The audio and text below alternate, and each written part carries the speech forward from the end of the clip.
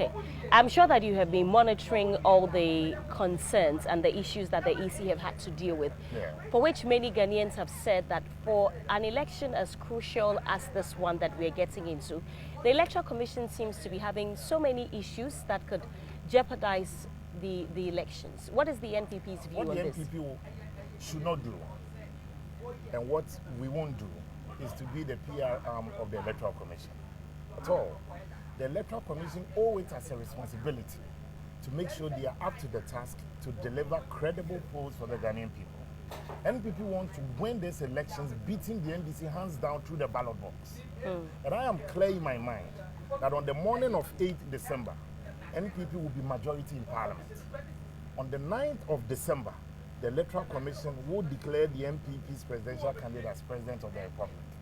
I'm saying 8th and 9th because on the 9th of December, that's when they normally call the elections for the presidential. But the morning of the 8th, it should be clear to all and sundry that this party has won majority seats in Parliament, and that will be the NPP. But Mr. Awuku, but you have seen the various polls. Not the fufu-based analysis polls of Musa. Which one is the? That's fufu-based analysis. What makes it a fufu-based analysis? First of all, this guy, ahead of the presidential primaries of the NPP, and I have the report. He said Baume was going to get 33 or so %. He said Kenneth Japan was going to come second, Alan was going to be first in the first round. The second round, he said Ken was going to win the presidential primaries. None of his predictions came true. And NPP will not take Bible lessons from a brothel. And if you listen to the analysis of Musa Dankwa, the reason why I say it's fufu-based analysis is that, I mean, how can you even say the NPP is going to lose in Oforiko? I mean, how? Oforiko. If the NPP even goes to sleep, they will win Oforiko. That is the margin that you're talking about. So clearly, I'm not a big fan of polls. It's a feel-good exercise. I have seen several polls as well that calls victory for the NPP.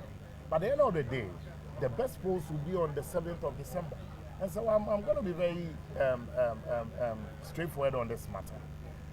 I'll come back to these polls matters, but let me deal with the Electoral Commission issue. The Electoral Commission, so far, they have done well. When there are issues, they respond to it. There are issues, they are quick to make sure that they lead the narrative. But they shouldn't wait for the issues to even happen. Because some of these things are things that they can sometimes resolve at the very early stages. And that is where sometimes I think that they should be up and doing. But in terms of the narrative, in terms of what the Electoral Commission, when there are issues, their prompt response, keeping the populace up to date on matters, living forthright with it. But they owe it as a duty that the polls are fair, credible, so that the generality of the masses will accept the results. So far, I will score them high marks, but I want them the Electoral Commission? Yes, I'll score you them think high. that they've done but very well, carried themselves well? But the NPP will not be doing the PR work.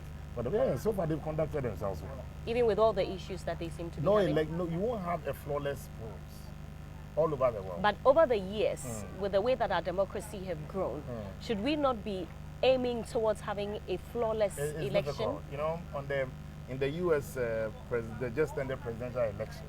In some states and some cities within Texas and other places, on the day of election, there were malfunctioning machines and all that. So it's not new. However, you work towards perfection. But to have a purely perfect system, it's going to take us a while.